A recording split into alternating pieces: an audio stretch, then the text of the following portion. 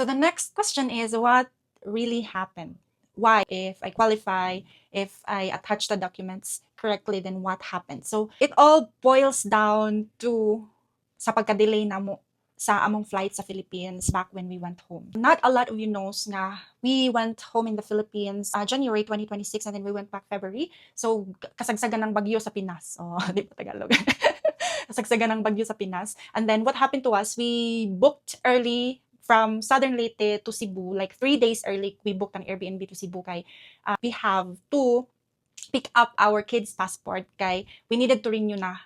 Kay there was only 2 years left for their passport and then our new permit will give us 3 years. So it will, kung unsa raman ang validity sa imong passport is maura ihatag sa visa officer. So we need to make sure nga we have to renew it just so they'll get the full 3 years as well, just like me and my husband. So we needed to renew it, and then our mistake was that we did not pick it up because we were confident nga if we are gonna pick it up before our flight, it's gonna be okay. Okay. Again, we booked 3 days before our flight to Cebu. Then again, life happens every time. So what happened is when we were already at the boat service going to Cebu, the trip was canceled. So it was so stressful kay na sakay na among tanang malita dito sa boat service and we were told nga dili di ay pwede mo pabiyahe tungod sa Baguio. So and then almost 3 days went by nga wa jud sa biyahe. So what happened is I didn't know as well nga because I thought since canceled ang mga barko then canceled po ang plane. So it was stressful for me. I thought madak-an ko sa rebooking, but then God is good. We were able to book a flight from Tacloban to Cebu. Even if it was so expensive, like for those that can relate, same day booking, it's expensive, especially kay lima mi kabuok and then we have luggages, we had to pay more for the luggages, but that's okay as long as we were able to catch our flight on time. And again, we were unable to claim the kids' passport is because pinangadto pa ko sa pinangadto pa ko sa mall nga wa gyud ko undan kanang like grabe ka floating ang akong utok. So I went to Robinsons Mall. It's where the DFA site is. So I went to the Robinsons Mall. I asked the security guard and I was like, is the DFA open already? Kay ang among flight to Taiwan was 12 p.m. and then we arrived in Cebu like 8 a.m. So I was like, oh my God, I can still do it. I still have time. So diretso ko og sa mall, diretso ko sa site. So I asked the guard politely kung open na ba, and then dito na reveal nga Sabado man di nagtanga ra jud si ate kay ang kalutaw ka adjug utok. Story short, we were unable to get the kids passport. So abot namin Canada, and then since we are in Canada, there is a process that we need to follow kung unsaon pagkuha, like if there is a representative there that's gonna claim the passport on my behalf, on our behalf.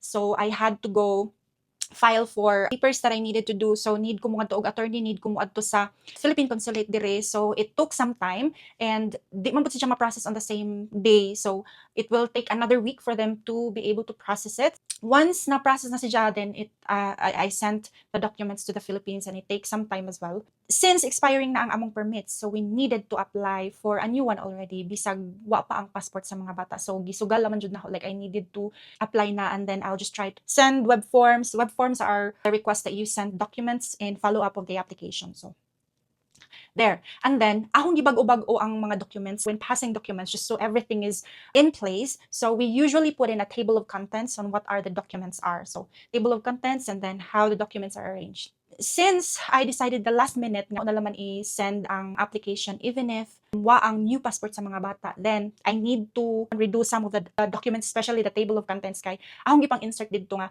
please check web form para sa new passport sa mga bata. I put it in every table of contents just so the visa officer can see it. So binhin na. Eventually what happened, I was surprised kanong na-refuse ko nga I do have the reason of the refusal actually because they said I didn't have the CELPIP, the language test, but I did have. It's just that ang aho rang na-attach, since akong gibag-o-bag-o, ang aho rang na-attach is ang aho rang table of contents. There were no documents that were attached, just the table of contents. So the good thing though is hopefully the visa officer understood nga I do have the document, it's just that I failed to attach it.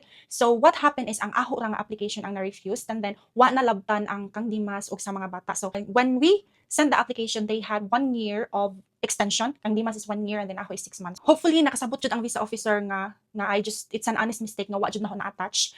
So it's still good kay si Dimas makatrabaho maghapon sa since there's no decision made in his application yet.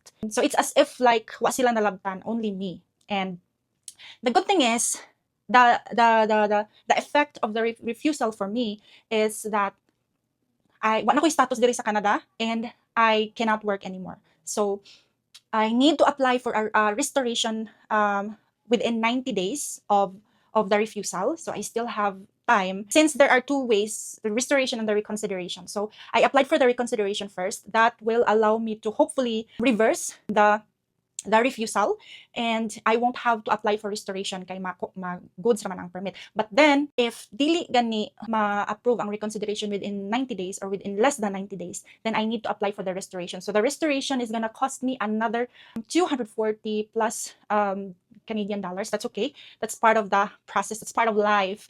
The costs and the expenses. For us, it didn't have huge effect because for me, wa man ko'y trabaho dire. Again, it didn't have a lot of effect on us at this point, but hoping na ma-resolve siya as soon as possible, especially for me kay aron di na ako mag-apply og restoration. So kay maoning ako kay DIY raman lagi. So since it's a DIY, I do everything by myself, the documents, the application and everything else. So I forgave myself already for the mistake kay it's really a lot. From the application to attaching the documents, it's really a lot. So some people even pay for that, diba? So again, I forgive myself. I forgive yourself. I forgive you. And yeah, I hope that helps. Thank you so much for all those that sent their genuine concern. I appreciate all of you and all the advices that were sent as well. So I appreciate the love. Thank you so much. And again, I hope you learned something from me. And if you do, then hit follow and we'll talk more about Canada, about virtual assistants, working from home, and everything about life in general. Till next time.